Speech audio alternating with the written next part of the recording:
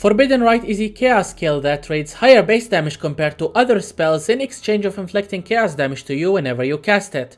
It can be played as both low life and full life as long as you invest heavily into chaos resistance. We have already tried both options on this channel, and that leaves us with chaos inoculation. Now I didn't want to try that as Forbidden Rite deals extra damage based on our maximum life and chaos inoculation sets that to 1. However, with it we no longer have to invest into chaos resistance and hence we can focus on damage somewhere else. The result? Double damage. While yes, we are not as tanky as the life version with capped chaos resistance and divine flesh keystone, we deal 41 million single target damage. We also have lots of energy shield and an amazing clearing speed thanks to the occultist ascendancy.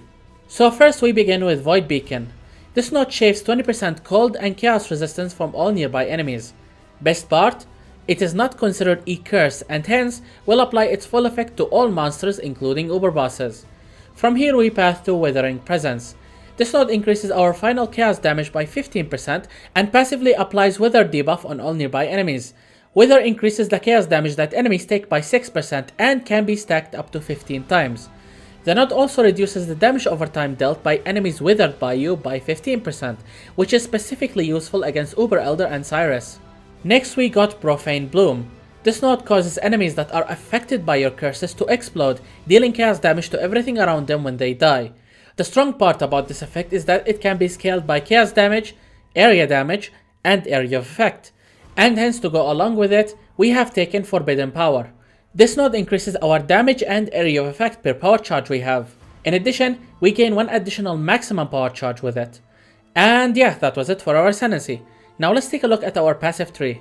Our tree focuses on energy shield, power charges, spell damage, area of effect, and of course, chaos damage. Next we got one large cluster jewel setup going. This one adds the following notables: Touch of Cruelty and Unholy Grace. Next we got one medium cluster jewel that we use to boost our area of effect. This one adds the following notables: Vast Power and Magnifier. Now for mastery choices, we got 25% to critical strike multiplier against unique enemies. Discipline has 25% increased mana reservation efficiency. Gain 3% of your maximum mana as extra maximum energy shield. 20% increase the effect of Wither. 3% increased damage per power, frenzy, and endurance charge we have. 1% increased spell damage per 16 intelligence. Stun effects are based on our 50% of our maximum energy shield in a state of life. And 5% increased attributes. Alright, now that we are done with our passive tree, let's talk about items. First we are dual wielding 2 void batteries. Pretty standard choice for any power charge stacking build. I would have loved to use a rare wand with +2 levels as a change of pace, however, crafting wands is unnecessarily difficult in this game. Also, I doubt that the damage difference would be worth it anyway. Next we got Ashes of the Stars unique amulet.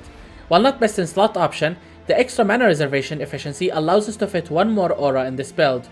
That aura can be anything from Determination, Grace, or Purity of Elements.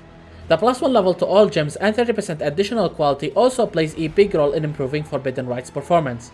Don't forget to anoint Infuse on your amulet for the last power charge that we couldn't manually allocate on the passive tree. Our next item is Crown of the Inward Eye unique helm with +1 to maximum power charge corruption. This is what I would call the jack of all trades helm for literally any spellcaster build. It's very good on its own even without the corruption and becomes best in slot option once it gets it. Next we have a chest with over 600 energy shield, 1.5% extra spell crit chance, and lots of resistances. Anyway, next for our gloves, we have generic gloves with energy shield, resistances, and intelligence. I bought this pair already influenced. Ideally you don't want it to be like that. Instead it should be uninfluenced so that you can add some useful eldritch implicits to it, like chance to unnerve enemies on hit, which increases the spell damage they take by 10%. Our next item is a rare belt with lots of basic stats like strength, dexterity, and energy shield. You can get dexterity on belts via essences, which is the only way to get dexterity there. Otherwise you will have to invest for it on your passive tree. Next for our rings, we are using a pair of precursor emblems. The first one has +1 to maximum power charges. These rings can roll other useful modifiers, each increasing in power based on how many power charges we have. I decided to go with movement speed, but you can go with other stuff like critical strike multiplier if you are rich. Our second ring isn't too different, but this one does not have +1 power charges because the mod is quite expensive. Instead, I went with defensive modifiers like increased energy shield per power charge we have. Last but not least, we got the rare boots that has movement speed, tailwind, lots of energy shield, and some resistances. Ideally, you want to enchant this boot with 18% reduced mana cost of skills if you have been hit recently, because simply casting Forbidden Rite will register you being hit recently even if you are immune to chaos damage. This is useful because Forbidden Rite's mana cost is very high and there are very few ways to reduce it without sacrificing too much damage. But with that, we are done with our items. Now let's talk about gems that goes inside of them. For our main 6 link we have Forbidden Rite, Awakened Void Manipulation, Greater Volley Support, Awakened Spell Echo, Power Charge on Crit, and Increased Critical Damage Support. Now if you are rich, you can use Awakened Greater Multiple Projectile Support instead of Greater Volley for that extra projectile. Anyway, next we have a 4 link setup that has a couple of auras. These are Divergent Despair, Awakened Blasphemy Support, Anomalous Purity of Elements, and level 4 Enlighten. Next we have another 4 link setup with some auras in it. These are Val Discipline, level 20 Clarity, level 1 Precision, and level 3 Enlighten. Last but not least, we have a 3 link damage support setup. This one contains Wither, Spell Totem, and multiple totem support. This setup will help you inflict all 15 stacks of Wither in just 1 second, given that you have summoned all 3 totems already. But yeah, that was it for our gems. Now let's go over our jewels. First, for our Watcher's Eye, we have 40% faster start of energy shield recharge while affected by discipline, and gain 10% of maximum mana as extra maximum energy shield while affected by clarity. The first mod is mandatory while the second one is optional.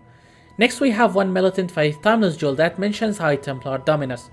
This one grants us Inner Conviction Keystone, which increases our spell damage by 3% for every power charge we have. Again, pretty standard for any power charge stacking build. Finally, any remaining jewel socket you have left should be filled with a normal rare jewel like this one. We are looking for energy shield, spell damage, and as much crit multiplier as possible. Now for Bandits quest, we are going to help Alira as we need all 3 bonuses she provides. As for Pantheons, we got the Soul of Lunaris for the Majors, and the Soul of Grothkol for the Minors. And that was it for our face melting Forbidden Rite build for this league. If you guys have enjoyed this video, then feel free to leave a like and maybe consider subscribing so you don't miss out on any future build guides like this one. My name is Phoenix and I will see you all in the next video.